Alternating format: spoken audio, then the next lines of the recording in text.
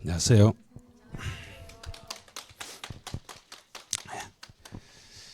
이제 전번주 발표됐고 그러니까 이제 30일에만 남았네요. 30일에 모든 게 지금 또 이제 준비가 다 끝났어요.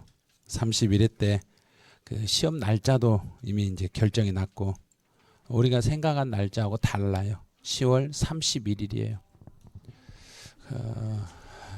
일주일을 더 줬어요. 일주일 더 줬다는 게 좋은 분도 있지만 괴로운 분도 계실 거예요. 그래서 일주일 동안 스트레스를 더 받을 거예요.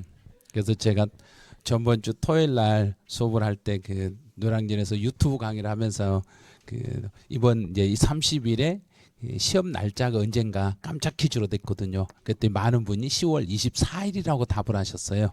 근데 10월 24일로 답을 한 이유가 일부 선생님들 중에 일부가 10월 24일이라고 알고 있었고 우리가 예상은 10월 24일로 했거든요. 근데 최종 결정은 10월 31일로 이제 정해졌어요. 정해졌고 그다음에 이제 그 한 가지 전번 주제가 합격자 발표하면은 꼭 그 통계를 좀 봐주세요 그랬는데 그거 혹시 보시고 오셨나요? 전혀 안 봤죠.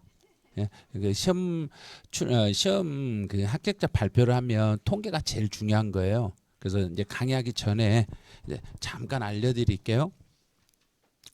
이제 30회 시험에서 30회 시험에서 1차를 응시하신 분들이 총 몇 분 정도 되냐면 18만 명 정도 돼요. 18만 3천 명 정도 되는데 그 중에서 27,800명 정도 여기 조금 더 돼요. 27,800이 이번에 1차를 통과하셨어요. 요 인원이 1차를 통과하셨는데 요 인원은 사실 그 29회보다 훨씬 적어요. 다행히 아니에요. 29회 때는 1차를 통과하신 분들이 3만 3천 정도 돼요. 3만 3천 정도 되니까 한 6천 명 정도가 이번에 줄었어요. 그 6천 명을 줄게 하는 공로가 부동산 학개론에서 공로를 하셨어요. 그렇죠. 학개론이 어려워가지고 약간 어려워서 그 정도 조금 어려우니까 그 한 6천에 7천 정도 툭 떨어져 버린 거예요. 이런 식으로.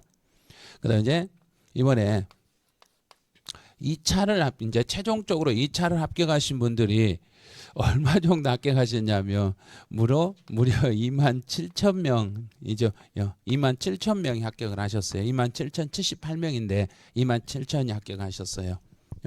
요 부분 이제 그럼 이제 1차는 전체 응시생 비율로 해서 이제 시험을 접수하신 분이 아니라 시험장에 이렇게 와 계신 분.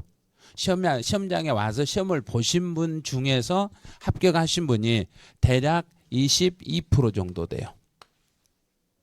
시험장에 지금 여기 이제 나오셔가지고 시험장에 이제 오셔가지고 시험을 보고 합격하신 분이 대략 22% 정도 돼요. 이 정도. 그런데 2차 시험에 응시하신 분들이 대략 11만 4천 정도 돼요. 이제 2차 시험장에서 2차 시험을 보신 분들이 올해 11만 4천이 되는데 그 중에서 27%인데 이거 접수하신 분이 그 정도고 시험장에 오신 분들은 한 7만 4천 정도 돼요. 많은 분들이 또 안 오셨어요. 7만 4천 정도 되는데 7만 4천 중에서 2만 7천이 합격하셨으니까 무려 36%예요. 역대 최근 10 몇 년 사이에 제일 높았어요. 가장 높았어요. 엄청나게 많은 분이 이 차를 통과하셨어요. 그런데 이거 그러면 이번 시험이 쉬웠지 않냐 그러더라고요. 근데 그게 아니에요. 뭘 생각을 하시냐면 29회에서 1차를 합격하신 분들이 3만 3천 정도 됐어요. 3만 3천 정도 됐어요. 지금부터 이제 잘 생각하셔야 돼요. 여기서 29회 때 1차 합격을 해가지고 이번에 여기서 이렇게요. 요분들이 전부 합격했더라도 3만 3천 명이 넘었어야 되는데 안 된다는 이야기예요. 잘 보셔야 돼요. 이분들이요. 3만 3천 중에서 2만 7천 정도밖에 합격을 못했는데 그 중에요. 이분들 중에서 33,000 중에서 이번에 최종 합격으로 가신 분들이 몇 명이냐면 15,800명 정도밖에 안 돼요. 그래서 반절이 떨어졌어요. 그래서 이분들 중에서 몇 프로가 합격을 했냐면 48%만 합격을 했어요. 52% 떨어졌어요. 반절이 떨어졌어요. 그 다음에 28회 때는 28회 1차를 합격하신 분들 중에 28회 1차를 합격해가지고 2차에서 이게 여기서 가신 분들이 64%가 낙오가 됐어요. 그러면 기본적으로 이제 1차를 합격하신 분들 중에서 2차로 가는 확률은 50% 안짝이란 이야기예요. 반절은 합격하시고 반절은 지금 떨어지고 있다는 이야기예요. 그런데 28회 때 여기서 1차 합격하시고 2차에서 안 되신 64% 되신 분 있죠. 그분들이 이번에 동차를 해가지고 여기에 많은 분이 합격을 했어요. 그때 안 되신 분들이. 그래서 2차를 36%니까 만만하게 보고 이 정도면 충분히 나도 하겠다 이런 생각은 지금부터 약간 버리신 게 좋아요. 이분들이 여기서 28회 때 1차 합격하고 29회 때 2차에서 안 되신 분들이 그분들이 30회 때 1, 2차 동차를 해서 합격을 하신 거예요. 그분들이 엄청 많았거든요. 그래서 여러분들은 어떻게 됐냐면 여기 떨어지자마자 거의 대부분 다 11월 달부터 학원 나오셔가지고 길을 쓰고 이제 하신 거예요. 안 되겠다 이제. 그럼 1, 2차를 같이 해야 되니까 너무 힘드신 거예요. 그래서 그렇게 해가지고 30회 때 이 인원이 늘어난 거고 실제로 29회 때 이 중에서 반절밖에 합격을 못 하시고 반절 안 되시고 그럼 나머지 이 정도요. 그러니까 27,000이니까 여기도 합치면 12,000명 정도가 동차 합격생이에요. 12,000이 동차인데 동차로 기존에는 6,000에서 7,000 정도인데 나머지 분들이 이쪽에서 이쪽으로 넘어오신 거예요. 그래서 지금 이번 통계를 보니까요.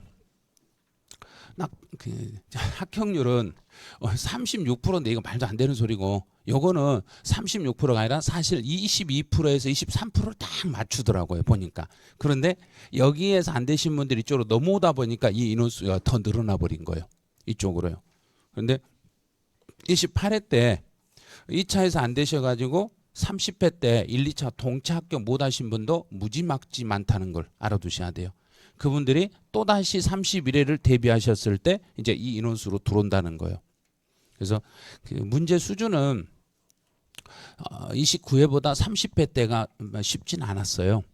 근데 조금 더 어려웠었는데 공시법에서 약간 쉬워가지고 조금 더 올라가고 그다음 이번에 이제 세법이 한 문제가 모두 정답 처리가 됐는데 그거는 세율 쪽의 내용이에요. 양도소득세 세율이 그 내용이 모두 정답 처리됐어요. 그래서 왜 모두 정답 처리됐냐면 그 내용 자체가 이제 세율은 맞아요. 세율은 맞는데 그 자산의 구분이 명확하지 않아요.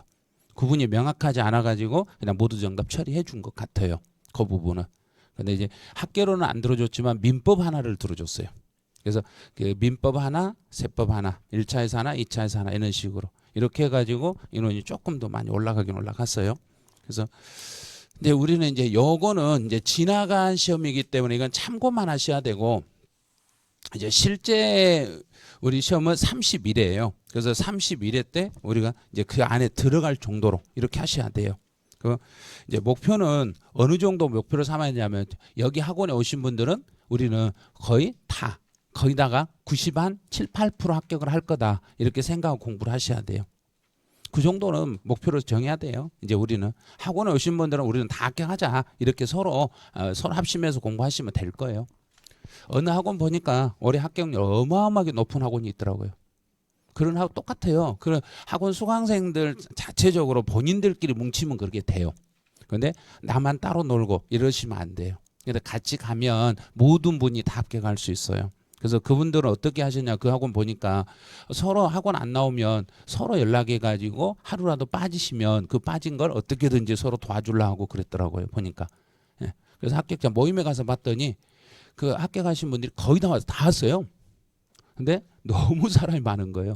그래서 너무 많이 와버리니까 이거 뭔 이런 사람이 많냐 그랬더니 우리 떨어진 사람 몇 명 안 돼요 그러더라고요. 그래서 딱 그 어떤 학원 명칭은 제가 말 못 해드리는데 진짜로 여기도 그렇게 할 수 있어요. 우리도 할 수 있어요. 다른 학원도 하면 모든 학원 다 할 수 있어요. 다 할 수 있으니까 전부 우리가 100% 한번 합격해 보자 이런 생각으로 같이 한번 해 보시기 바라네요. 이제 오늘 이제 내용 OX 문제부터 한번 해설해 보죠. 전번 주 배웠던 내용이니까 아마 분명히 풀 수 있었을 거예요. 또 잘 풀 수 있는 이유가 뒤에 보면 해답이 있으니까 잘 풀었을 거예요. 예? 해답은 절대 생각하시면 안 된다고 그랬어요. 절대 뒤에는 없다고 생각하시고 앞에만 앞면만 있다 생각하고 이렇게 꼭 문제를 푸셔야 돼요. 이제 1번부터 가보죠. 1번 진짜 헷갈려요. 이제 납셈의 성립. 그러면 성립이라는 단어가 이게 포인트예요. 납셈의 성립. 그러면 성립이라는 것은 뭘 생각하겠냐면 달리기 할 때 준비 그예요. 준비요. 성립은 준비 그랬으니까 색이 구체적으로 그랬던가요? 추상적으로 그러던가? 추상적. 구체적. 여기 틀렸네. 요 단어가 틀린 거예요. 그래서 이 구체적을 추상적으로 이렇게 바꾸셔야 돼요. 추측하고 상상하는 단계지 구체적인 단계는 아닙니다. 그럼 너는 틀렸어요. 이러면 돼요. 이렇게. 그래서 1번은 X. 두 번째네요. 취득세 과세 물건을 취득한 자는 이제 여기서는 이제 끝에 성립이라는 걸 물어봤네요. 성립. 그럼 취득세는 취득세 납세의 성립은 그 물건을 취득하고 나서 내가 신고함으로써는 성립이 아니라 확정이 되는 거예요.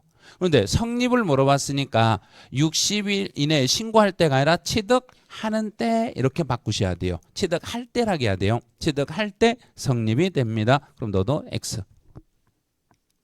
이제 3번 같은 경우는 이런 문제 풀 때는 딱 하나만 생각하시라고 그랬네요. 지방의 소득세예요. 소득세. 그러면 지방소득세라고 나오면 여기서 앞에가 소득세라고 나오면 뒤에도 무슨 세만 보고 찾아라 그랬는가? 그렇죠. 소득세만 보고 찾으면 돼. 두 개 동그라미만 치면 돼. 이렇게. 앞에 소득세면 뒤에도 소득세. 그러면 요 질문은 너는 맞았어요. 이러면 돼요. 이렇게. 이런 식으로 푸셔야 돼요. 혹시 이제 이게 잘못됐다 그러면 교재 45페이지로 빨리 가야 돼요. 자, 45페이지 한번 가보죠. 체크를 했는가 안 했는가를 뭐 체크 됐는데도 틀렸다 그러면 꼭 교재에다 메모를 다시 하세요. 그럼 45페이지에 거기에 동그라미 7번을 보면 지방의 소득세가 있으니까 소득세가 동그라미가 돼 있고 오른쪽 끝에 보면 또 소득세다 또 체크를 했어야 돼요. 앞에 소득세면 뒤에도 소득세. 이렇게 두 개가 동시에 연결이 되면 여기는 소득세니까 오른쪽도 소득세만 나오면 되겠구나. 그럼 이거 맞았네? 다른 질문 생각하면 안 돼요. 그럼 앞에 지방소득세니까 소득세가 성립하는 때 이런 식으로. 그다음 이제 4번이요. 양도소득세에서는 이제 예정이라는 단어와 확정이라는 게 있는데 여기서는 예정이라고 그랬어요. 예정 신고는 1년 단위라겠던가요? 1개월 단위라겠던가요? 1개월. 1개월 단위로 하는 거예요. 월 단위로 하는 거예요. 월 단위로. 그래서 월 단위로 하기 때문에 여기서 기간을 과세 기간으로 잡는 게 아니라는 거. 과세 기간이 아니라 그 달이 끝났을 때 그럼 그 달의 말일에 성립합니다. 이렇게 가는 거죠. 그 달의 말일에 성립하겠습니다. 이렇게. 그럼 이건 잘못됐어요. 네, 5번 같은 경우는 이제 종합부동산세는 과세 기준일에 성립하고 그러면 이렇게 과세 기준일이라는 말을 이렇게 안 써줘요. 날짜를 지정해 주지 않더라도 날짜가 지정이 안 됐어도 우리는 읽을 때 몇 월 며칠로 읽으라겠는가? 6월 1일로 이렇게 읽으시라는 이야기예요. 6월 1일에 성립하고 그다음에 이제 원칙은 그랬어요. 원칙이란 용어를 썼으니까 원칙적으로 과세표준과 세액을 과세권자 정부가 무엇 하는 때 확정이 되고 그래야 된가? 확정하는 때. 이렇게 하면 결정이죠. 결정하는 때 확정이 됩니다. 이렇게 그냥 읽으시면 돼요. 왜냐하면 내가 하는 게 아니라 원칙은 정부가 해주니까 정부에서 결정하는 때 확정이 됩니다. 그럼 이 지문은 맞았어요. 이렇게. 5번은 올바른 지문이 돼요. 이제 6번은 가산세라는 용어가 나오는데 가산세 나오면 찾는 요령이에요. 가산세 나오면 무조건 무슨 글자 먼저 찾고 보고 의무 찾고 의무 나왔네요. 이제 하나 나왔어요. 그다음에 가산세라는 것은 세금이다 했는가 세금은 아니다 그랬는가? 세금이다. 그러면 세금을 세목으로 한다 이렇게 하는 거예요. 세목으로 한다. 세목으로 한다 이 말이고 여기가 세금이다 이거하고 같은 말이에요. 그다음에 지방세를 감면하는 경우에 그럼 지방세를 감면한다. 그럼 지방세를 깎아주면 가산세도 감면 대상에 포함한다 그랬는가 안 한다 그랬는가 안 한다. 포함하지 않습니다. 이거 X예요. 만약에 요거를 O라고 했다. 그럼 이제 49페이지를 얼른 가봐요. 자, 49페이지 가서 알려드릴게요. 이 지문을 만약 나는 잘못해서 이건 동그라미다. 그러면 49페이지 오른쪽 날개를 봐보세요. 세액계산 구조에 산출세액하고 가산세가 색깔로 다시 표시가 돼 있어야 돼요. 그러면 첫 번째 위에 산출세액 속에 가산세가 들어있는가 안 들어있는가? 안 들어있죠. 안 들어있으니까 그 산출세금을 감면할 때 가산세도 감면된다 해야 되는가 안 된다 그래야 되는가? 안 된다. 안 된다. 이렇게 해석을 하시면 돼요. 그래서 본래 지방세를 감면할 때 가산세도 감면 대상에 포함한다. 그래서 이건 틀린 거예요. D가 틀린 거예요. 본래 세금을 깎아준다고 해서 가산세까지 감면 대상이 되는 건 아닙니다. 그래서 6번은 잘못됐어요. 이제 7번은 기한 후 신고네요.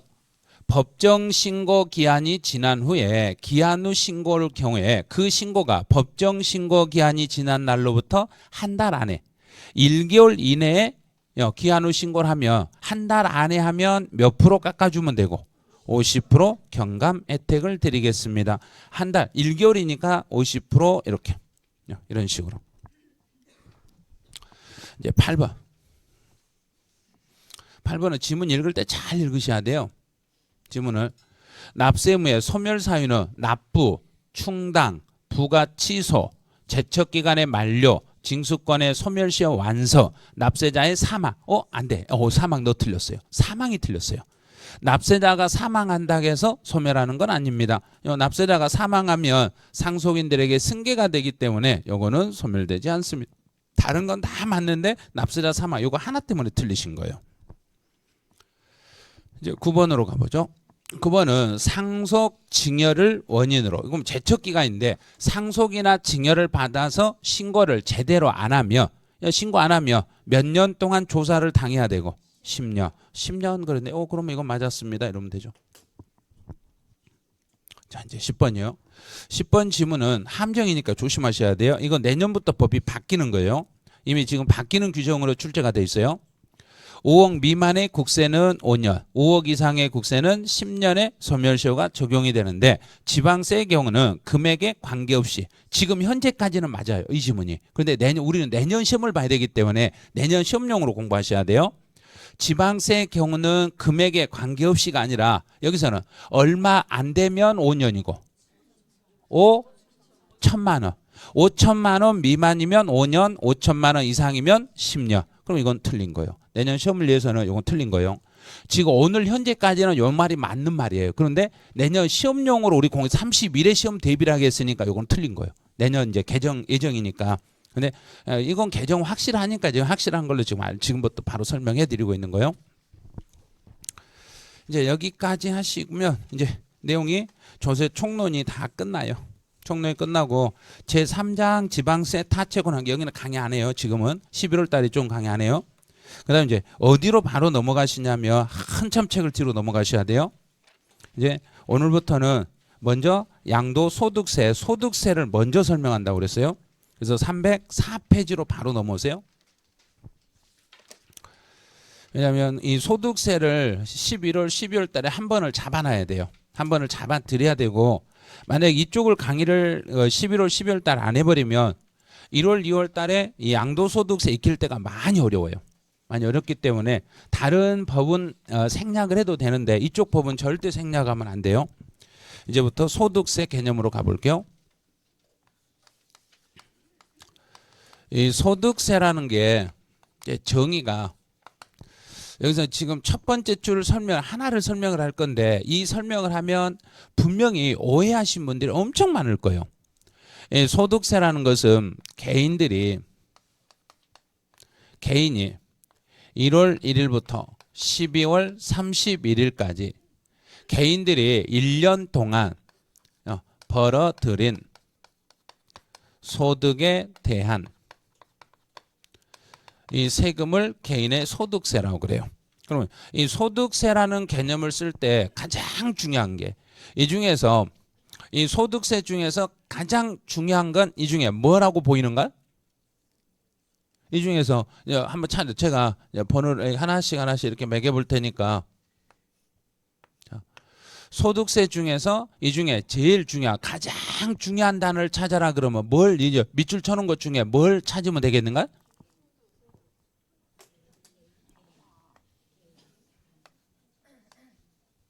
이게 제일 중요해요.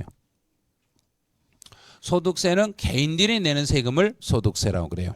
그래서 이제 거기에 개인이라는 데다 동그라미 치세요. 소득세란에서 개인하고 동그라미 치세요. 분명히 개인이란 말 알려드렸어요. 개인들이 그다음에 이제 그 줄 첫 줄 중간 끝으로 가보세요. 1년 동안 1년을 과세 기간이라고 그래요. 1년 동안 벌어들인 소득에 대해서 부과하는 이 세금을 소득세라고 그래요. 자, 그럼 이제 여기까지 이해가 됐으면 진짜 이해가 됐는가 안 됐는가 스스로 판단하세요. 아마 분명히 이해 안 되신 분은 입에서 엉터리 말이 나올 거예요. 말이 내 입에서 갑자기 이상한 소리가 탁 튀어나오면 나 아직 이해 안 됐구나 생각을 빨리 하셔야지. 나 실수해서 이 사람 이렇게 하시면 안 돼요. 지금 이해를 못하고 계신 거예요. 자, 그러면 지금 소득세는 개인이 1년 동안 벌어들인 소득에 대한 세금을 소득세를 하니까 법인들은 소득세를 낸다 안 낸다? 자, 지금 이야기하신 분은 다 엉터리예요. 지금 소득세 누가 내라겠는가? 그럼 법인은 소득세 낸다 안 낸다? 법인세 내는 거지 소득세 안 내요. 그래서 아주 쉬운 시험이 뭐냐면 다음 중에서 소득세를 납부할 의무가 없는 자를 골라라. 그럼 누구 고르면 된가? 법인. 이렇게 단순한 문제예요. 너무 단순한데 스스로 아니 개인도 소득세, 개인도 세금 내는데 왜 개인은 세금 안 낸다고 그러신가요? 이렇게 오해를 해버려요.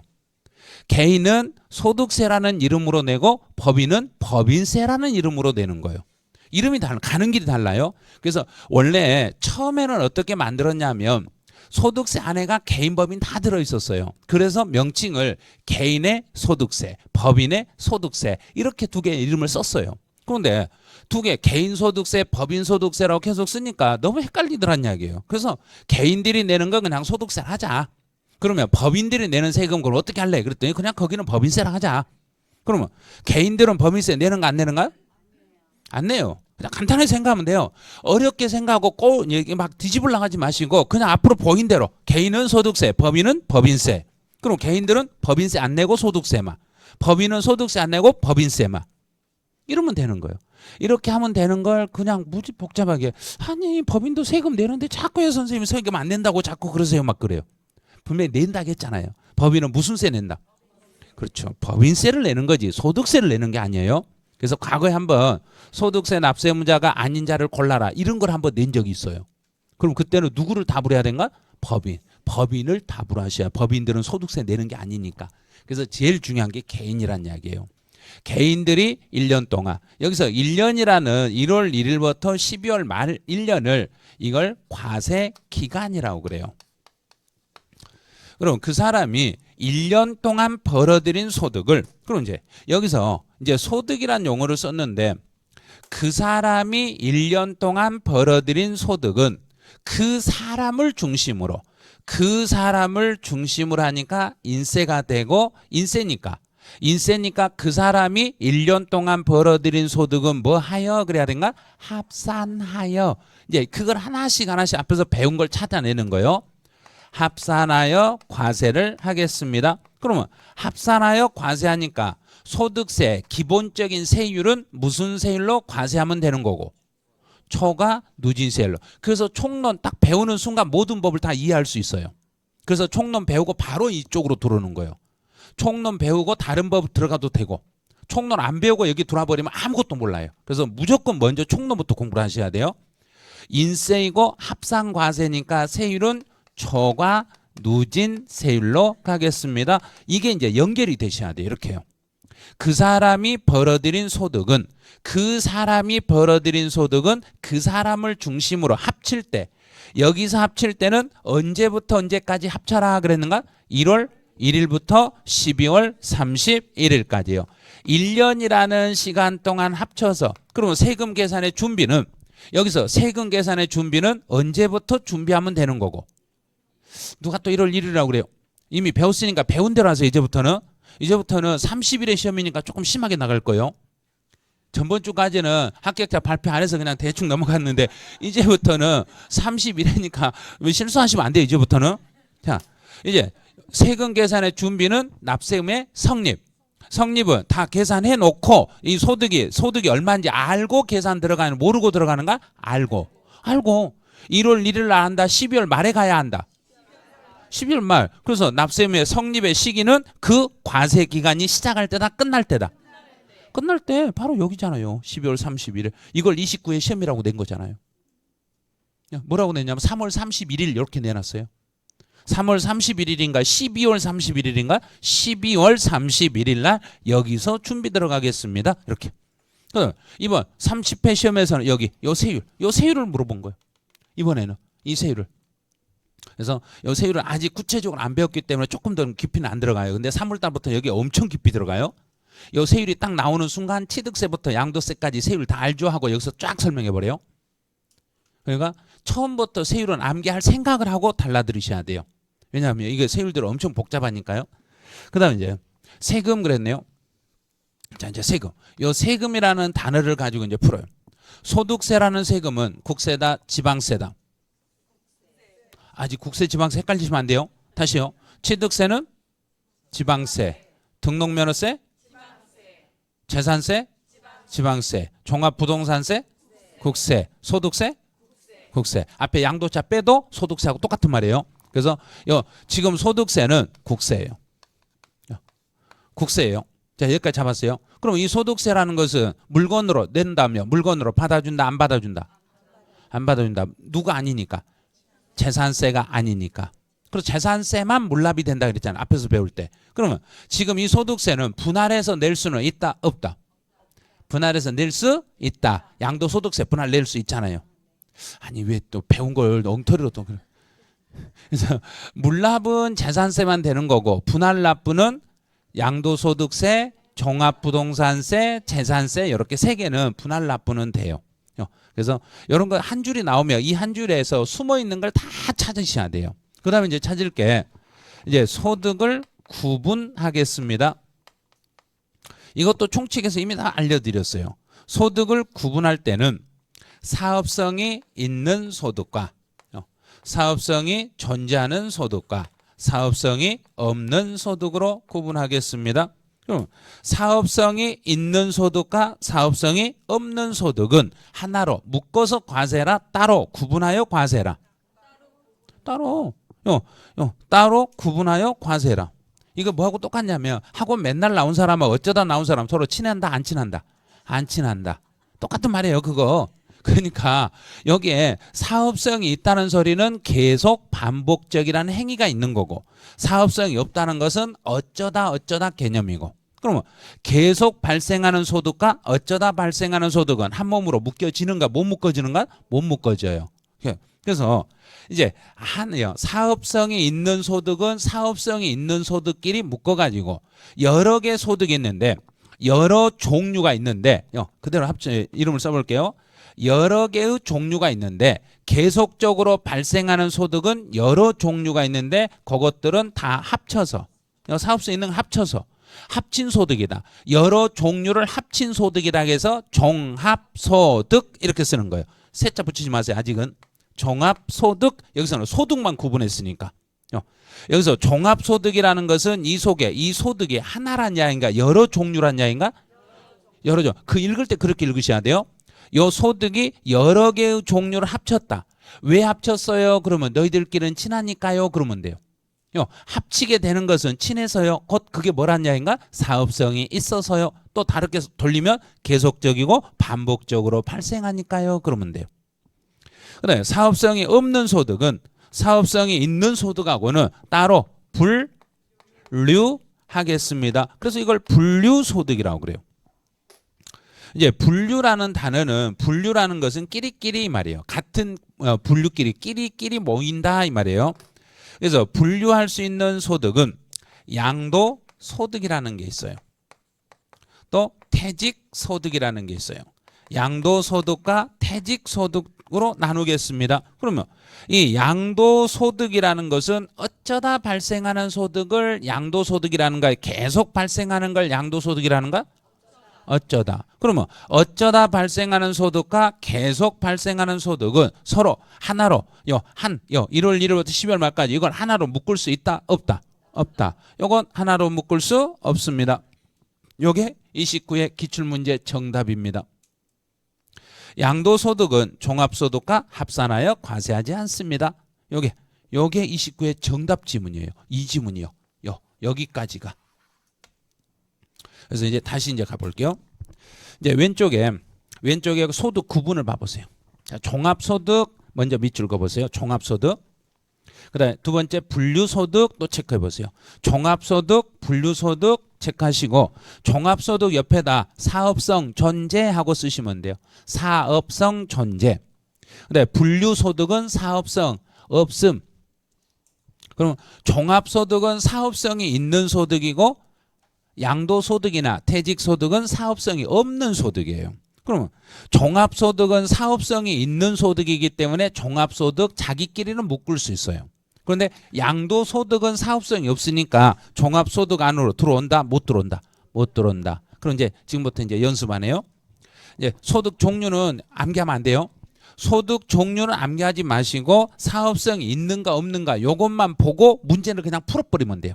자, 그럼 직장을 다니면서 받는 소득은 사업성이 있는 소득이다, 없는 소득이다? 있는 소득이다. 그럼 제가 주택이나 상가를 임대해서 받는 소득은 사업성이 있는 소득이다, 없는 소득이다? 그럼 자, 해석해 볼게요. 근로소득과 사업소득은 하나로 묶어서 과세할 수 있다, 없다? 있다. 같죠? 종합소득이니까 묶을 수 있죠. 그러면 직장을 다니신 분이 받는 근로소득과 양도소득은 하나로 묶어서 과세할 수 있다, 없다? 없다. 이렇게 푸는 거예요. 그래서 종류 애우시면 못 풀어요. 이걸 종합소득 종류 이자 배당해가지고 앞에 머리 글자 따서 입에 하고 막 애운 사람 있어요. 절대 시험 못 봐요. 왜냐하면 이걸 암기해 놓으면 종합소득과 양도소득이 구분한다는 응용 문제를 못 풀어요. 암기가 돼 있는 분은. 그런데 종합소득은 사업성이 있는 소득이고 양도소득은 사업성이 없는 소득이다. 그럼 사업성이 있는 거 없는 거는 따로 뭐 해야 된다? 구분해야 된다. 요걸 아신 분은 종류 암기 안 해도 풀 수 있어요. 그럼 이제 암기 안 해도 풀 수 있는가 보죠. 근로소득과 퇴직소득은 서로 합쳐서 과세한다? 구분하여 과세한다? 구분하여 과세한다. 종류 몰라도 되는 거예요. 그러면 연금소득하고 근로소득은 합쳐서 과세한다? 구분하여 과세한다? 연금은 어쩌다 받는다? 계속 받는다? 직장에 다니면 어쩌다 받는다? 계속 받는다? 그 생각만 하는 거예요. 이 소득이라는 거 생각하지 마시고 어쩌다 받는가 계속 받는가만 생각하면 돼요. 그러면 연금도 계속 받죠? 근로도 계속 받죠? 그럼 둘이 합친다? 따로 한다? 합친다 이렇게 되는 거예요. 그러면 연금소득 받는 사람이 직장을 퇴사했으면 퇴직소득하고 연금소득은 합친다? 따로 한다? 따로 한다. 암기 안 해도 풀 수 있는 게 요 내용을 알면 풀어요. 근데 이걸 모르시면 무조건 다 외우셔야 돼요. 암기보다는 요 내용 이해하는 게 훨씬 빠르실 거예요. 그게요. 그럼 이제부터는 1번 개요에 나와 있는 나머지는 안 보셔도 돼요. 일일이 그거를 8개 소득을 다 외우지 말라는 얘기예요. 그런 것들은. 그럼 이제 다시 한번요. 그래서 소득세라는 것은 그 사람이 언제부터 언제까지 벌어들인 소득을 그랬는가? 1월 1일부터 12월 31일까지 1년 동안 벌어들인 소득을 누구를 중심으로 합쳐라? 개인. 그 사람을 중심으로 합산해서 그 사람 중심으로 1년치를 합쳐가지고 세금을 계산하겠습니다. 이제 다 이해했는가? 다시 한번 또 확인하네요. 아마 이해가 안 됐을 거예요. 분명히 또 입에서 엉터리 대답이 또 나오실 거예요. 분명히 그래요. 그럼 제가 1년에 부동산을 2번을 팔았습니다. 1년에 부동산을 2번을 팔았으니까 그 양도소득을 2개를 합쳐서 계산해라? 따로 계산해라?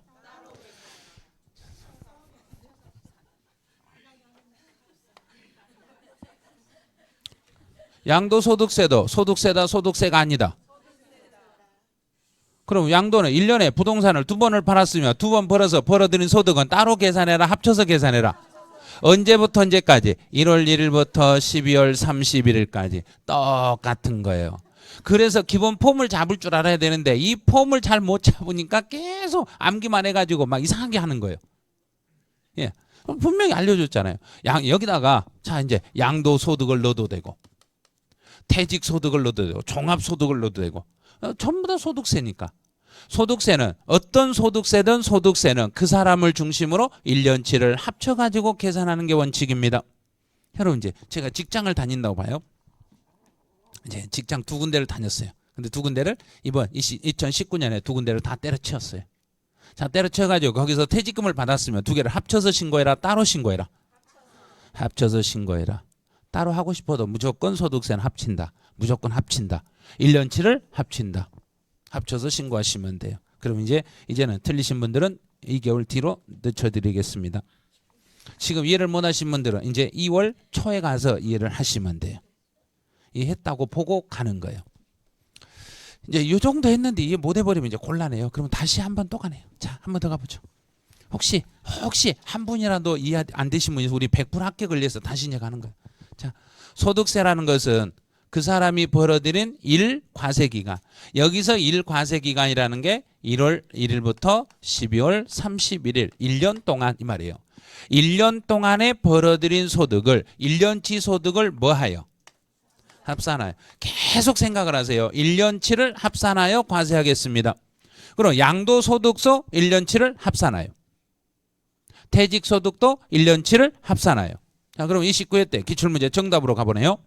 1년에 제가 부동산을 2번을 팔아가지고 1년에 부동산을 2번을 팔아서 따로따로 예정신고했을 때는 합쳐서 신고를 꼭 해야 된다, 안 해도 된다? 다시 가네요. 자, 다시요. 1월 1일부터 12월 말까지 1년치를 뭐하여 신고해라? 합산하여. 그런데 예정신고할 때 1년에 2번을 팔아놓고 따로따로 신고했으니까 합산이 됐다, 안 됐다? 안 됐으니까 다시 합쳐서 신고해야 된다, 안 해야 된다? 해야 된다. 이 생각을 시험 끝날 때도 해야 되고 내년에 이제 중개사 일을 할 때도 반드시 이건 생각하셔야 돼요. 지금까지 알고 있는 게 엉터리다 하면 빨리 없애버려야 돼요. 실제로 요거를 이해하는데 어마어마하게 시간이 걸리더라고요. 요거 하나 설명하는데 이게 엄청나게 중요한 내용이에요. 그래서 29회 때 시험에서 지금 여기에서 2문제가 나왔어요. 총 5문제 중에서 지금 설명한 게 2문제가 나왔어요. 그런데 30회 때는 한 지문도 안 나왔어요. 29회 때 그렇게 내다가. 그럼 다시요. 이 사람이 1월 1일부터 12월 31일까지 여기서 1의 양도를 하고 여기서 2의 양도를 했어요. 1에 2에 따로따로 신고를 했을 때는 한 번 따로따로 신고했을 때는 1년치를 더해서 합산해서 다시 신고해야 된다, 안 해야 된다? 다시 해야 된다. 왜? 언제나 우리는 1월 1일부터 12월 말까지 이거를 합산해서 신고해야 되니까. 합산해야 되니까. 그러면 직장을 다닌 사람들은 매달 내가 급여를 받을 때 세금을 떼었으니까 합산해서 신고할 필요 있다, 없다? 무조건 있다. 그래서 연말에 가서 연말 정산을 해야 된다. 무조건 합치는 거예요. 소득세는 따로따로 하는 게 절대 없어요. 따로따로 임시예요. 따로따로 임시예요. 무조건 1월 1일부터 12월 말까지를 합산하여 신고하는 게 원칙입니다. 그래요. 요거를 딱 잡아놔야 소득세 문제를 풀어내요. 이제 이게 안 잡히면 소득세 가면 갈수록 이제 흔들려요. 다시 한번 가네요. 한 번 더 가네요. 이제 이 소득세라는 것은 그 사람이 1월 1일부터 12월 말까지 1년 동안 벌어들인 소득을 개인별로 합치는 거예요. 그 사람이 1년치를 합쳐서 본인이 신고를 해야 된가요? 정부가 해줘야 된가요? 본인이 하는 거예요. 내가 알아서 신고하는 거예요. 본인이 알아서 신고하고 납부를 해야 돼요. 그런데 이 세금은 본인이 1년치를 합치기 때문에 12월 말에 가야만 1년치가 합산이 되는 거예요. 12월 말에 1년치를 합산했으니까 세금 신고는 시간이 좀 걸리겠는가 안 걸리겠는가? 걸리죠. 1년치를 합산하니까. 그래서 다음 년도 5월 달에 확정 신고를 하는 거예요. 다음 년도 5월 달에 신고하는 거예요. 5월 1일부터 5월 31일 사이에 본인이 알아서 신고하고 납부하겠습니다. 이게 소득세란 이야기예요. 이런 과정으로 돼 있어요. 그런데 이제 세무서라는 이름이 나왔을 때는 요거는 국세라는 뜻이에요. 세무서가 나오면 국세, 지방자치단체가 나오면 지방세 이렇게 푸는 거예요. 그래서 무조건 세무서 이렇게 나왔다 그러면 국세. 무슨 세무서 그러면 국세예요. 그래서 만약에 국세청에서 무슨 세무서에서 집에 통지가 날라왔다. 그럼 뭔 세가 날라왔는가? 국세. 근데 서울특별시 지방자치단체에 날라왔다. 그럼 이거는 지방세. 이렇게 지방세예요. 그렇게 구분하시면 돼요. 이제 1번 개요 하나 잡는데 이렇게 시간 많이 걸렸어요.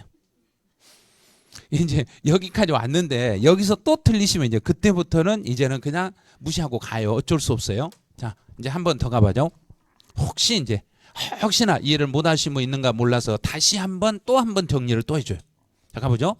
종합소득이라는 것은 사업성이 있는 소득이다, 없는 소득이다. 사업성이 있는 소득이다요. 사업성이 존재한다. 그럼 사업성이 존재하니까 사업성이 있는 것끼리는 서로 여러 종류가 있을지라도 그 여러 종류를 여러 개의 종류의 소득을 뭐해라? 합쳐라. 사업성이 있는 것만, 사업성이 있는 것들만 합쳐라. 그러면 분류하여 과세하는 것은 요거는 사업성이 있어야 된다, 사업성이 없어야 된다. 사업성이 없다. 그럼 종합소득이라는 것과 양도소득은 서로 하나로 묶어서 과세해라, 따로 과세해라. 자, 그럼 이제 분류해서 사업성이 없는 소득 중에서 가장 대표적인 세금이 양도소득세. 그다음에 또 하나가 퇴직소득세. 자, 이제 이해했는가 보죠? 법인이 가지고 있는 부동산을 법인 명의로 가지고 있는 부동산을 팔았을 때는 양도소득세 나온다, 안 나온다? 또 헷갈리시네요. 자, 법인이 가지고 있는 물건을 팔았을 때는 양도소득세 나온다, 안 나온다? 안 나온다. 법인세가 나오지 양도소득세 안 나온다. 아니 그거 1시간 내에 설명했는데 또 법인은 소득세 낸다, 안 낸다? 안 낸다고 알고 있잖아요. 그럼 법인이 가진 부동산을 팔면 양도소득세가 아니라 법인세를 무는 거예요, 그거. 아니, 법인이 팔았으니까 개인이 아니라 법인이 팔았으니까 법인세. 만약에 개인 명의로 돼 있는 부동산을 팔았으면 법인세가 되는가요? 양도소득세가 되는가? 양도소득세가 되는 거죠. 소득세는 개인이 내는 거고 법인세는 법인이 내는 거고. 그게 아직도 어려우시네요. 그래서 이제 처음이니까 그래 이해는 해요. 처음이니까. 조금 더 지나면 이제 이해가 안 돼요. 예? 처음이라 이제 소득 구분해서 개인하고 법인을 다시 잡아드렸어요. 자, 이제부터는 거주자와 비거주자로 이제 설명이 들어가네요. 이제 단어들이 조금씩 어려워져요. 이제 요거는 이제 다 지워버려요. 이제 소득 구분은 끝났어요. 소득 구분은 2달 뒤로 넘어가요. 이제 소득 구분은 이제 완전히 끝났어요. 이제부터는 이제 누가 그러면 이제 우리 소득세는 누가 내는 세금인가? 개인이 내는 세금입니다. 자, 이 개인을 여기서 이 개인을 이렇게 나눠요.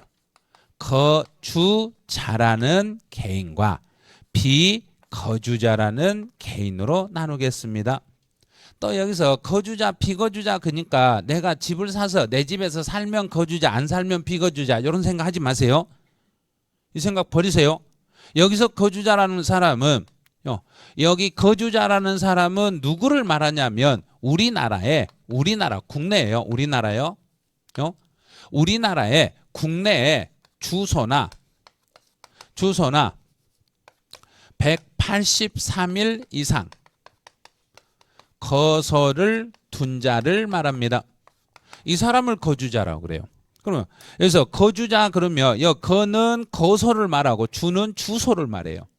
어디에 거소나 주소를 둔 자를 거주자라고 칭하라는 이야기인가? 어디에? 우리나라에, 대한민국에 이 말이에요. 우리나라에 주소를 두고 살고 있거나 우리나라에 들어와서 183일 이상 거소를 두고 있으면 이 사람을 거주자라고 합니다. 그래요. 자, 그럼 이제 지문 찾아가 보죠. 자, 첫 번째 줄 봐보세요. 다 그 교재 있어요. 이제 국내에 거기서부터 체크하세요. 국내에 주소를 두거나 우리나라에 주소를 두고 살고 있거나 또 183일 이상 거소를 둔 개인 이 사람을 거주자라고 그래요. 이런 사람을 거주자라고 그래요. 그럼 거주자 그러면 우리나라에서 우리나라에 주소를 두고 살고 있으면 그 사람은 무조건 거주자예요. 그다음에 또 하나는 우리나라에 들어와서 며칠 이상 거소를 두고 살고 있으면 183일. 그럼 이 말은 뭐냐면 대한민국 땅에 들어와서 발바닥이 183일 이상 붙어 있으면 이 사람이 거주자란 이야기예요. 우리나라 땅 받고 대한민국 땅을 밟고 183일 이상만 대한민국에 발바닥이 붙어 있으면 이 사람은 거주자예요. 제가 방금 뭐가 우리나라에 붙어 있으면 거주자라겠는가? 발바닥. 그러면 얼굴은 그 사람 보면 안 돼요. 절대 발바닥만 봐야 돼요. 절대 얼굴 보면 안 돼요. 그러면 발바닥을 보고는 이 사람이 국적이 어느 나라 국적인지 안다 모른다? 그러면 거주자와 비거주자를 판단할 때 국적으로 판단한다 안 한다? 이제 하나 잡았어요. 하나 잡으셨어요? 그래서 발바닥만 생각하셔야 돼요. 절대 이 사람의 국적을 생각하시면 안 돼요. 그러면 대한민국 우리나라 국적을 가지고 있는 사람은 대한민국 국적을 가진 사람은 모두 거주자라고 말하면 된다 안 된다? 안 되는 거예요. 우리나라 대한민국의 거주자일지라도 우리나라 그 사람의 발바닥에 외국에 있을 수도 있어요. 외국에서 주로 생활하면 이 사람은 거주자가 아니라 뭘 이름으로 바꿔야죠. 비거주자로 바꿔야죠. 그런데 만약에 외국인일지라도 우리나라에 들어와서 183일 이상만 머물고 있으면 이 사람을 누구라고 칭해라? 거주자라고 칭해라. 이렇게 되는 거예요. 그래서 외국인도 거주자가 될 수 있다 없다? 있다. 이제 하나 잡았네요. 이거는 또 개념이 빠르시네요. 외국인도 거주자가 될 수 있어요. 될 수 있어요. 그런데 국내 우리나라 국적을 가진 사람은 무조건 거주자라고 해야 된다. 비거주자가 될 수 있다. 비거주자가 될 수 있다. 이렇게 푸는 거예요. 그래서 거주자, 비거주자를 찾아 이제. 그럼 이제 왼쪽에 용어에서 주소라는 것과 거소는 나중에 참고로 하세요. 요거는 민법에서도 나와요. 주소하고 거소 구분하는 거 민법도 나오는데 다 안다고 보는 거예요. 주소 모르는 사람 없죠? 자, 주소가 뭔가요? 모르시네요. 알려드릴게요. 자, 주소라는 것은 그냥 읽으면 돼요. 읽으면 돼요. 주로 생활하는 장소. 그 사람이 주로 생활하는 장소를 주소라고 그래요. 그럼 지금 제가 말을 해볼게요. 지금 현재 주로 생활하는 장소를 세 글자로 줄여보세요. 세 글자. 현주소. 그게 현주소예요. 현재 주로 생활하고 있는 장소를 그러면 우리 현주소를 써라 하고 어디 뭐 서류 쓸 때 뭐 현주소 많이 나오잖아요. 그러면 많은 분들이 뭘 생각하냐면 그러면 주민등록에 돼 있는 데를 쓸까요? 내가 살고 있는 데를 쓸까요? 그러면 그 사람은 현주소 개념을 모르신 분이에요. 현주소를 쓰라 그러면 주민등록상 내용을 쓰라는 이야기, 내가 지금 살고 있는 데를 쓰라는 이야기인가? 지금 살고 있는 장소를 쓰라는 소리예요. 그게 현주소예요. 현재 주로 생활하고 있는 장소, 이게 현주소고, 여기서는 지금 보니까 주로 생활하는 장소. 민법에서는 어떻게 배우냐면 생활관계가 밀접한 장소를 주소라고 합니다. 똑같은 말이에요. 그 말이에요. 그게 주로 생활하고 있는 장소, 주로 생활하고 있는 이 장소를 주소라고 그래요. 그러면 주로 우리나라에서 생활하면 이 사람은 거주자다 비거주자다? 거주자다. 됐죠? 해결 이제 하나 있어요. 여기까지 해결했어요. 이제 거소라는 거죠. 거소. 그래서 거소라는 것은 거주하는 장소, 머물고 있는 장소. 근데 우리나라에 들어와서 일단 며칠 이상만 머물고 있으면 183일 이상만 머물고 있으면 이 사람을 거주자라고 하겠습니다. 자, 그러면 이제 거주자하고 거주자 개념을 완벽하게 이해했는가? 지금부터 딱 3번 듣기 평가를 할 건데 이제 3번을 알려드릴 거예요. 3번을 제가 똑같은 소리를 할 때 이게 맞는 지문인가 틀린 지문인가를 찾아내셔야 돼요. 거주자란 국내 183일 이상 주소나 거소를 둔 자를 말한다. 자, 한 번만 더 들려드리네요. 이제 3번이니까 이제 2번째네요. 이제 조금 더 이제 천천히 들려드리네요. 이제부터는 거주자란 국내에 우리나라에 183일 이상 주소나 거소를 둔 자를 말한다. 한 번만 더 들려드리네요. 3번까지 들려드릴 때는 이제 3번째는 손으로 짚어가면서 불러드리네요. 거주자란 국내에 우리나라에 183일 이상 주소나 거소를 둔 자를 말한다. 아직도 오라고 착각하신 분들은 지금 듣기 평가가 안 되고 눈으로 보는 것도 안 되고, 자, 다시 한번 이제 요걸로 짚어드리면서 다시 한번 설명해내네요. 자, 잘 보세요. 자, 이걸로 짚어드릴 테니까 잘 보세요. 우리나라에서 183일 이상 주소나 거소를 둔 자를 거주자라 한다. 여기가 183일 이상 안 들어가요. 주소는. 거소만 183일이 들어가지 주소는 상관없어요. 날짜하고 상관없이 주로 대한민국에 살고 있으면 너는 무조건 거주자예요. 날짜하고 상관없이. 그래서 여기다가 183일을 붙여버리면 틀린 거예요. 이렇게 문제 내면 그 문제 출제위원은 너무 치사하신 분이에요. 이렇게 내버리면 이렇게 내버리면 풀지 말라는 소리예요. 못 풀게 내버린 거예요. 그걸 아무리 봐도요 한 번 볼 때는 똑같다고 느껴져요. 그렇죠? 이 안에가 주소 앞에는 날짜가 며칠이라는 날짜 숫자가 들어있는가 안 들어있는가? 안 들어있죠. 그런 걸 주의하라는 이야기예요. 시험 볼 때는. 그냥 순간적으로 스치고 지나갈 때 나는 모르고 넘어가 버린다는 이야기예요. 그래서 우리나라에 주소를 두고 살고 있거나 여기는 주소예요. 그 다음에 거소는 며칠 이상 살고 있으며 183일 이상 거소를 두고 있으며 이 사람을 거주자라고 하겠습니다. 이렇게. 자, 그럼 이제 거주자 개념은 잡았어요. 그럼 비거주자는 누구예요? 그러면 거주자가 거주자 B예요. 그럼 B예요. 그러면 B예요. 그랬더니 어떤 분이 이분 B 어디서 많이 들어본 사람인데? 그래서 그 B가 아니고 여기는 아니라는 소리. 아니다. 거주자가 아닌 사람. 그럼요. 거주자가 아닌 사람을 비거주자란다. 그럼 이 사람이 우리나라에서 주로 살고 있다. 외국에서 주로 살고 있다. 외국에서 주로 살고 있으면 비거주자. 우리나라에 들어와서 며칠 이상 살지 않았으며 183일 이상 머물지 않았으면 너는 비거주자입니다. 이렇게 되는 거예요. 자, 그럼 이제 거주자, 비거주자는 찾아냈어요. 이제. 그럼 여기까지 찾아내시고 그다음에 이제 나머지는 신경 쓰면 안 돼요. 나머지는 우리 시험용이 아니에요. 이제부터는. 그러면 오른쪽에 양가라 2번도 안 보셔도 돼요. 그다음에 큰 2번 뭐죠? 거주자는 다시 한번 이제 볼게요. 거주자란 사람은 우리나라에 들어와서 우리나라에 주소를 두고 있어야 된가? 우리나라에 183일 이상 주소를 두고 있어야 된가? 그냥 180 넣지 마세요. 주소 앞에는 183일이 없어요. 그냥 주소를 두고 있거나 183일 이상 거소를 두고 있는 사람을 거주자라고 하겠습니다. 그래요. 그러면 이제 거기서 필요한 것은 국적이나 외국 영주권 취득 여부와 관계없이 거기 단어를 밑줄 그으세요. 305페이지 제일 하단에 제일 밑에 동그라미 1번 의 나와 있는 것 첫 줄을 지금 설명하고 있어요. 국적이나 외국 영주권 취득 여부하고는 관계없이. 그 말이 우리나라에 들어와서 머물고 있으면 되는 거지 이 사람이 우리나라 국적이 있는가 없는가 요거는 따질 필요가 없습니다. 자, 이제 한 페이지 넘어가요. 이제부터 이제 중요한 내용으로 들어와요. 납세 의무로 가네요. 왜 거주자와 비거주자를 구분해야 되는가? 그 이유는 이 사람에게 세금을 어디까지 세금을 물릴 것인가? 우리가 지금 필요한 것은 거주자, 비거주자를 구분하는 게 우리가 필요한가요? 세금 물리는 게 필요한가? 세금 물리는. 그러니까 거주자 개념을 몰라도 돼요. 거주자 이 개념은 시험에 내지 않은 거니까 이거 이해 못했다 해서 그냥 거기서 끙끙거리지 말라는 이야기예요. 이건 필요 없으니까 그냥 쉽게 생각하면 돼요. 거주자 우리나라에 발 붙이고 있는 사람. 팔 붙이고 자 지금 발바닥 대한민국에 붙어있다 안 붙어있다? 다 붙어있죠. 어떤 분은 딱 그런 거 살짝 뛰는 사람 있어요 지금. 뛰는 사람 제가 봤어요 지금. 안 붙어있다 하는데 주소가 두고 있잖아요. 주소를. 주로 생활하는 데 우리나라잖아요. 그럼 발을 안 붙어있다 해도 주로 생활하는 장소가 대한민국이면 거주자예요. 그럼 거주자가 되면 우리나라 안에서 벌어들인 소득도 세금을 물어야 되지만 외국에서 벌어들인 소득도 세금을 이렇게 물으셔야 돼요. 그래서 왜 거주자 개념을 이렇게 심하게 하는가? 그 이유가 여기에 있어요.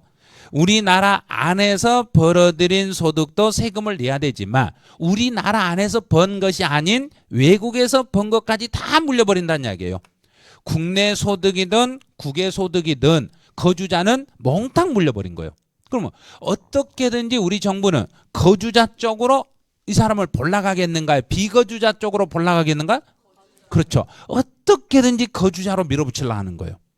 그러면 하루라도 더 거주자라고 해야 된가? 하루라도 더 비거주자라고 해야 된가? 거주자라고 해야 되겠죠. 그래서 어떻게든지 거주자라고 이렇게 해가지고 세금을 많이 물릴 생각이에요. 그러면 비거주자가 되면은 이 사람에게는 국내에서 벌어들인 소득만 세금을 물리는 거예요. 비거주자에게는 외국에 거주하고 있는 사람에게는 우리나라에서 벌어들인 소득은 세금 물린다 안 물린다?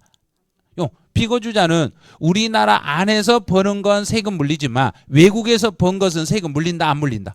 안 물린다. 외국 건 안 물리는 거예요. 우리 것은 물리는데 외국 건 안 물려요. 그러면 외국인들이 우리나라에 와서 소득이 발생하면 그 소득에 대해서는 우리나라에서 세금을 받아야 된다? 안 받아야 된다? 받아야 된다. 그런데 만약에 지금 여기에 살고 있는 거주자 되신 분들이 외국에 나가서 뭔 소득이 있으면 그 소득에 대해서는 세금을 내야 된다 안 내야 된다? 내야 된다. 다른 생각, 머릿속에서 다른 생각하면 안 돼요. 어떻게 알라고 생각하시면 안 돼요. 지금부터는 무조건 법 논리대로만 공부하셔야 돼요. 만약에 제가 외국에 여행을 가서 빠찡코에서 10억을 벌었어요. 그러면 그거 세금 신고해야 된다 안 해야 된다? 해야 된다. 해야 되는 거예요. 해야 되는 거예요. 왜냐하면 그 돈은 외국 국세청에서 우리 국세청으로 제가 외국에서 돈을 받으면 3개월 안에 통보를 하게 돼 있어요. 세금 신고 안 하면 나중에 과산세까지 해서 엄청난 불이익을 당해요. 그러니까 그런 것들은 모를 것이 아니라 다 알아요. 국제적으로 국세청끼리 서로 공조를 맺었기 때문에 다 알아요. 그거. 그러니까 우리가 돈을 회수하려면 외국 가서 돈 받으려면 반드시 뭘 내놓고 뭐 내고 결제하든가 여권 번호 다 들어가요. 그럼 대한민국이라는 건 다 알아요. 그거. 그러니까 이런 것들은 외국에서 번 소득이라 해서 모르는 게 아니라 다 알고 있으니까 외국에서 번 소득은 거주자라면 무조건 신고를 하셔야 되겠습니다. 그래요. 자, 그럼 이제 동그라미 2번 찾아가 보죠. 동그라미 2번은 거주자에게는 거기만 밑줄 그으세요. 자, 거주자에게는 먼저 거기까지 밑줄 그으시고 그다음에 그 줄 제일 끝으로 가서 가로를 체크하세요. 국내 소득과 국외 소득 모두 이렇게 체크하세요.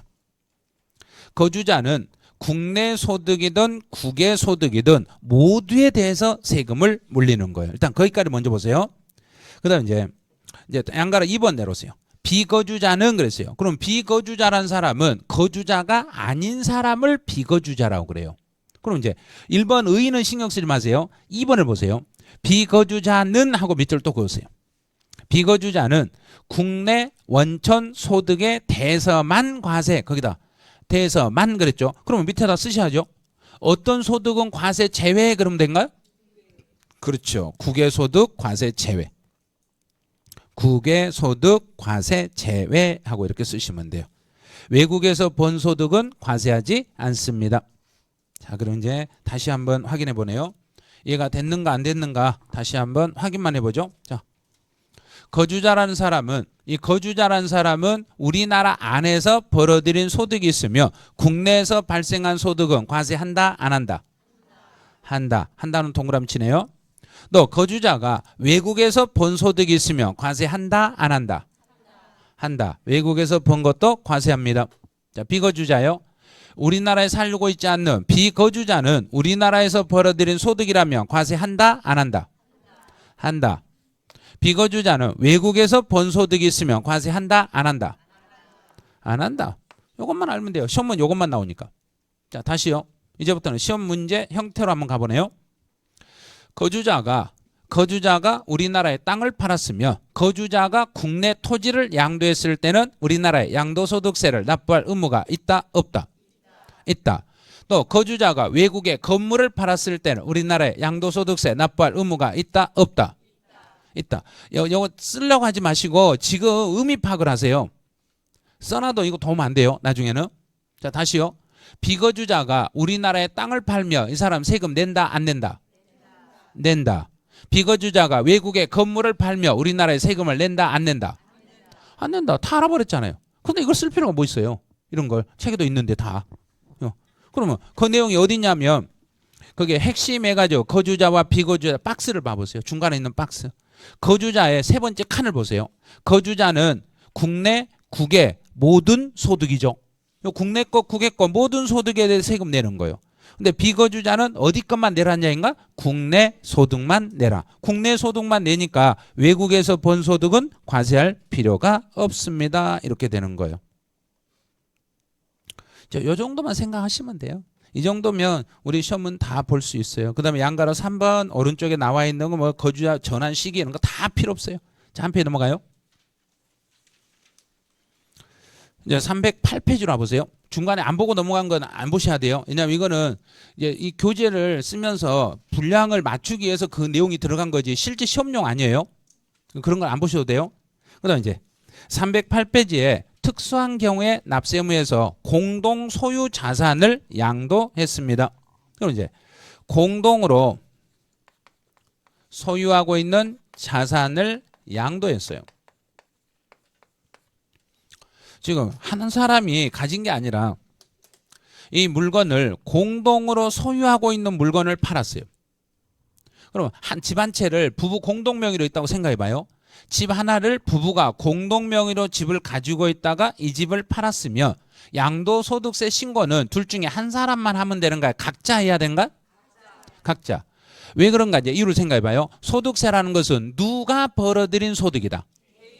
개인이. 그러면 나와 내 배우자는 한 사람이다. 각자 사람이다. 각자죠. 각자 사람이 달라요. 둘이 똑같은 사람 아니에요. 그래서 공동 소유 자산을 양도했을 때는 각 거주자별로 납세 의무를 지는 거예요. 각자 세금을 물으셔야 돼요. 각자. 그래서 공동으로 소유하고 있는 물건을 양도했을 때는 각 거주자별로 세금을 신고하시면 됩니다. 이제 그걸 이제 찾아보죠. 자, 이제 공동 소유 자산을 양도했을 때는 거기에 두 번째 줄 중간 줄 보세요.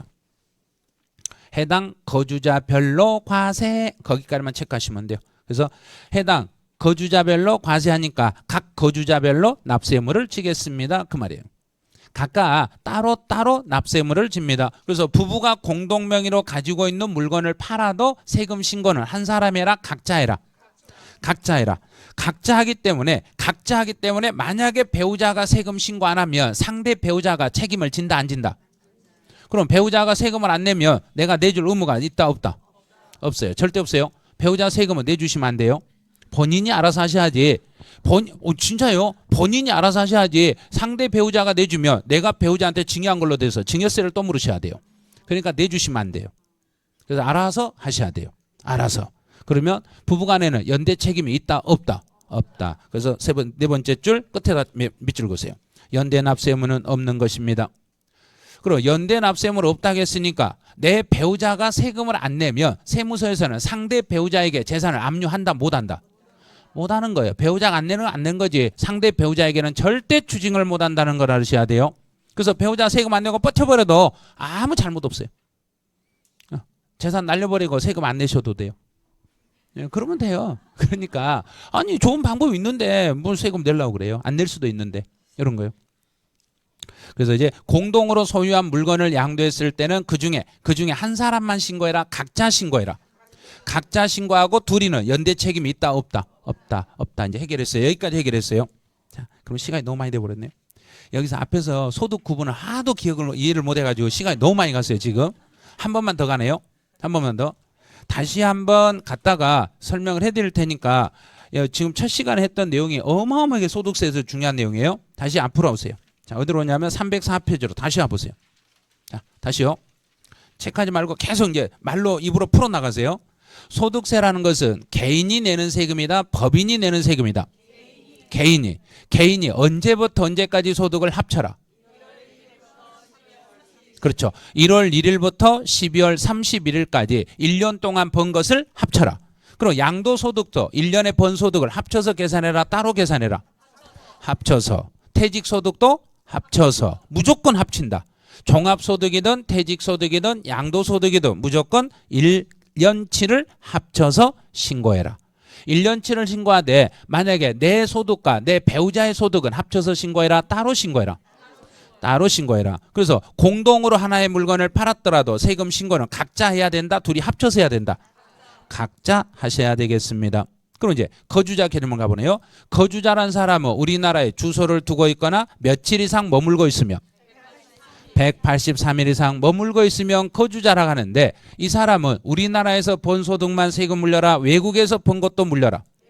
외국에서 번 것도 물려라. 그런데 비거주자란 사람은 우리나라에서 번 것은 세금 물린다 안 물린다? 물린다. 외국에서 번 건 안 물린다. 이렇게 되는 거예요. 이것밖에 없었어요. 딱 세 줄이에요. 세 줄을 지금 1시간을 설명했어요. 예? 그러니까 너무 어렵게 생각하지 마시고 쉽게 법인들은 소득세 낸다 안 낸다? 이제 아셨네. 법인은 무슨 세 낸다? 법인세 낸다.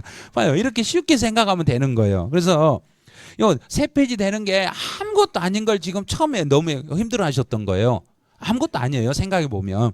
예, 여기까지 해 놓으시고 이제 잠시 쉬었다가 이제 나머지 진행 또 하죠.